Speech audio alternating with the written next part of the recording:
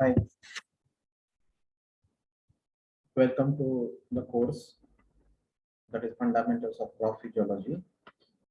Today we'll start with our first lecture in which we will discuss about definition of crop physiology and its importance in agriculture. Okay, in our final theory examinations, if you have gone through the first sem, our final theory examination, we will have a particular question where the scope of that particular subject is getting asked. Okay, so this particular importance of the subject is quite important with respect to your theory examination. Okay, so in the last lecture we have discussed about the syllabus of our course, and today is our first topic, that is definition of crop physiology and scope and importance of the crop physiology or importance of the crop physiology in agriculture. Okay, so here you are able to check the definition. Crop physiology is systematic application of knowledge of natural processes occurring in plants and fundamental principles of plant physiology for efficient crop production. Okay, so the crop physiology is nothing but the knowledge of all the natural processes occurring in the plants and fundamental principles of plant physiology. Okay, means what here? Natural processes means what? All the things which are happening. Okay, from absorption of water, then ascent of sap, then photosynthesis, respiration, the growth which is happening, all these things which are happening in that particular plant body are nothing but the natural processes. Okay, and simultaneously the fundamental principles of plant physiology. Okay, all together we are applying to get the higher yields, efficient crop production is crop physiology. Okay, so basically what we supposed to do, or what is this crop physiology means? It means the knowledge of all naturally occurring processes and principles of plant physiology for efficient crop production or higher crop yield. Okay, or another definition is there, that is crop physiology is concerned with the processes and function of the crops at cellular, subcellular and whole plant levels in response to environmental variables and growth. Okay, so here also the same thing we have explained, that is it is concerned with the processes and function of the crops. Okay, means whatever functions, whatever processes occurring at cellular, subcellular or whole plant level in response to the environmental variables. Environmental variables means what? In environment, as we know, number of factors are there. For example, temperature is there, humidity is there, rainfall is there. So all these environmental variables are there, and how the growth of the particular crop is happening. Okay, and as we know, all these processes are happening different levels, means at cellular level or subcellular level or whole plant as a organ level. So all these things are studied in crop physiology. In short, physiology is the study of functional aspects of crop plants. And one important terminology is there, that is what is meant by crop. Okay, so here is a group of plants grown as a community in specific locality and for specific purpose. Okay, so it is also one of the important definition, that is what is meant by crop. Okay, so crop is nothing but the number of plants or group of plants which are grown in a particular locality and for a particular purpose or specific purpose. Okay, Means what? For example, we have sugarcane, we have wheat, we have jawar, bajra. Okay, all these are the group of plants. Okay, and as we know, they are grown in a particular region where the suitable environment is there, suitable conditions are there, and as we know, there is a specific purpose, that is, sometime it is grain yield, sometime it may be fodder. Okay, so all these are called as a crops. Moving on to the next slide, importance in agriculture. Okay, now what are the importance of this crop physiology which we are going to study in this semester? So here number of points are there in which examples are also given. So first point, that is mineral nutrition. Now mineral nutrition means what? There are essential nutrients: carbon, hydrogen, nitrogen, oxygen,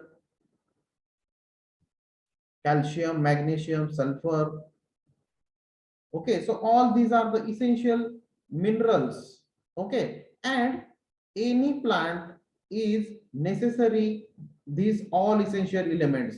In the absence of these essential elements, the plant is unable to complete its life cycle. So all these are very much important, and in the absence of, or some elements are getting in less amount, or sometimes some elements are in excess amount. So whether it is in deficiency or in the excess mode, it is not good for that particular crop. Okay, why? Because if any element is not there, for example, if phosphorus is not there in sufficient amount, then the root growth is affected of that particular plant. Like that, all these mineral nutrients are having particular role, and in the absence of that mineral, the plant is not able to perform in efficient way, or it's not able to perform its function. Okay, that's why all these minerals, which are quite important and necessary elements for this growth and development of the plants. Okay, now some diseases are there. Okay, or some if deficiencies are there, which are mainly formed because of this absence of the particular minerals. Okay, and many physiological diseases are also identified which can be cured or which can be corrected by using the minerals, particular minerals. Okay, so here example is given, that is application of zinc has controlled khaira disease in paddy. Okay, so this particular disease is formed because of less amount, or it is which is not in adequate amount of the zinc to that particular plant. That's why this zinc disease, thyroid disease is getting formed, which can be cured by using the application of zinc. Okay, so like this, so many minerals, other minerals are also there, and in the absence of that minerals also, many diseases, many deficiencies can be shown by that particular crop, which can be corrected by using the application of respective mineral. Okay, now second point is there, that is physiological breeding. Now physiological breeding means what? Okay, so as we know, breeding means where we are crossing two different parents, where we are looking to transfer and particular characteristics to the other one. Okay, so here in the physiological breeding, some physiological characters have been found important from breeding point. From breeding point, so where from breeding point means what? For example, here it is given, that is IR8 is the variety of the rice which is responsive to nitrogen application. Means what? If this IR8 variety we have cultivated, we have sown, okay, and if we are giving an adequate dose of the nitrogen to this variety as compared to the other ones, then this particular variety will give an proper response or responsive nitrogen application. Okay, means if the yield of that particular variety is getting increased because of the application of the nitrogen, and like this we are able to study in number of plants, means which plant is required which element in higher amount, which element is required in less amount. Okay, and on the basis of that already there are certain classes of the nutrients in which micronutrients are there and macronutrients are there. Okay, so micronutrients are nothing but the elements which are required in the less amount as compared to the macro. Okay, so on the basis of that also we are able to give an application of that particular element to increase crop yield by making that particular crop efficient with respect to the higher yield.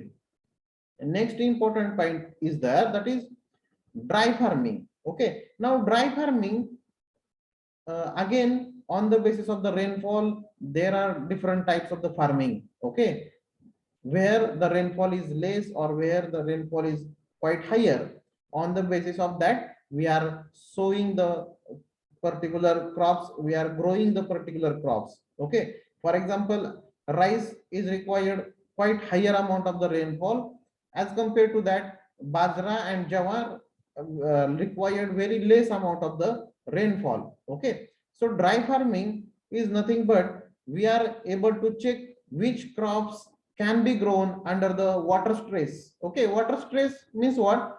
Less amount of the water, or even water is not available in sufficient way, then also the crop yield of that particular crop will not get affected. Okay, that is nothing but the dry farming.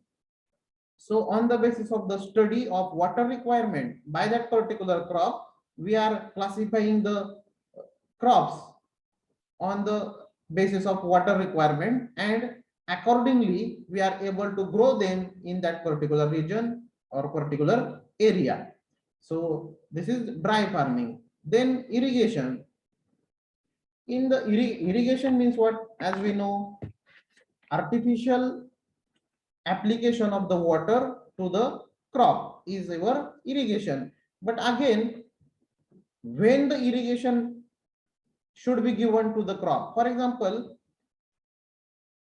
we have an example of wheat. Okay, so as we know, around 4 month period is required for this wheat to complete its life cycle and get harvested. Okay, from sowing to harvesting. Or in case of sugarcane, 1 year to 1.5 years is the time span required to complete its life cycle. Okay, on the basis of their season, that is suru, adsali, like that. But in this particular period from sowing to harvesting, we are giving an irrigation to that particular crop, and when this irrigation should be given so that the plant or the standing crop is able to absorb as much as water, or in that particular stage of the crop. Okay, for example 20 days after sowing, 40 days after sowing, 50 days after sowing. Okay, as per the requirement of that crop, we need to give an application of water, or we need to schedule the irrigation on the basis of need of that particular plant. And to find out this need, to find out and correct timing, correct stage of water to be given to that particular crop is important. Okay, with respect to the water management, with respect to the efficient use of water, and with respect to getting higher yield from that crop. Okay, so here critical stage of irrigation is the stage of growth stage of that particular crop where water is most important, or we should available the irrigation to that crop in this particular stage is important. Okay, now in case of wheat, one important stage is there, that is CRI stage, crown root initiation stage, which can be observed 21 days after sowing. Okay, means when we are sowing the wheat, after that, when it completes 21 days, it require irrigation anyhow.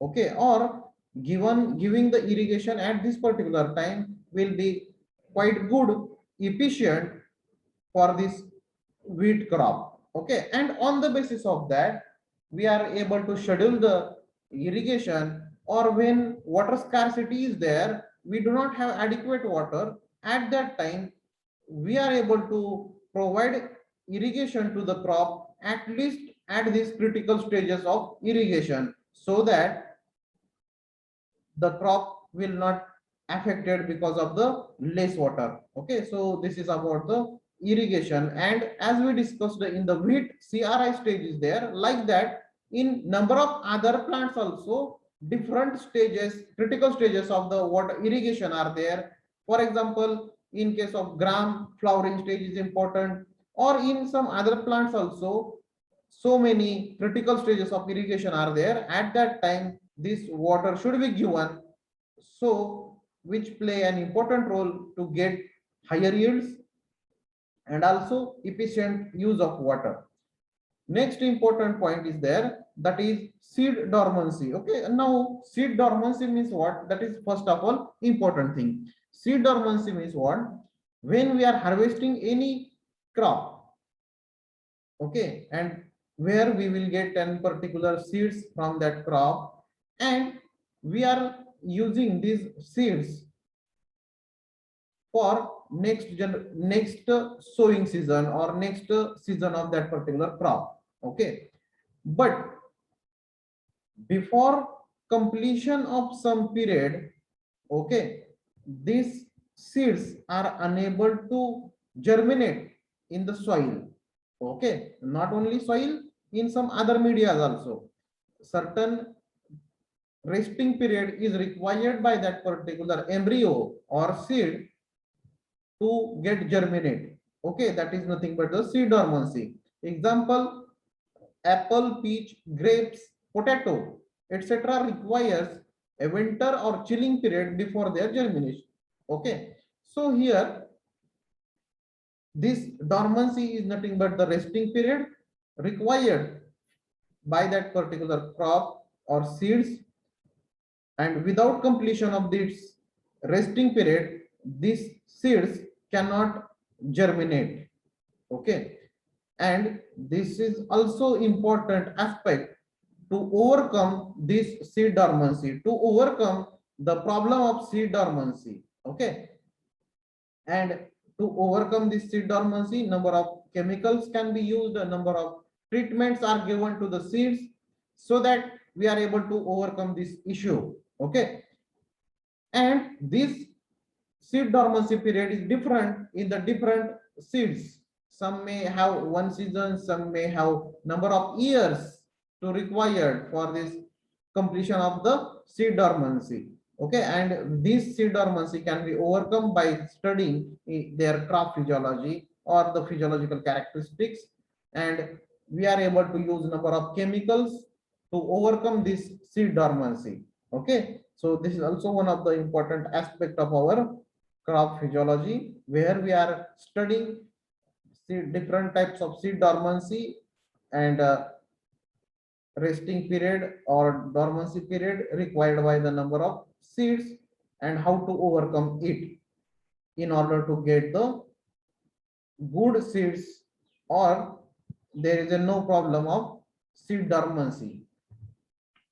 Now the next important point is there, that is promotion of flowering. Okay, now promotion of flowering means what? As we know, when we are sowing any crop, after some certain days there will be flowering. Okay, but in some plants, okay, in some horticulture or flower fruit plants, there is a requirement of the female flowers, or sometime male and female flowers ratio is important with respect to the fruit bearing. And when this fruit bearing is not proper, it will directly affect the yield. in these cases, we need to maintain the ratio of male and female flower, or sometimes only female flowers are there which are converted into the fruits and we will get the yield. Okay. So in that particular plants, we should be careful about the type of the flowers and flowering also. Okay. So because of this crop physiology, we are able to study number of chemicals which can be used to promote flowering in the crops. For example, ethane is used in induction of female flowers followed by higher yield in cucumber, pumpkin, etc. Okay, so these are the some examples, that is cucumber and pumpkin, where we need maximum female flowers and only these female flowers will convert into the fruit and we will get the higher yields. Okay, so like this, number of different flowering promoting chemicals are there which are having a specific role of promoting flowering in specific crops where we are able to use it and we will convert it into the higher yields.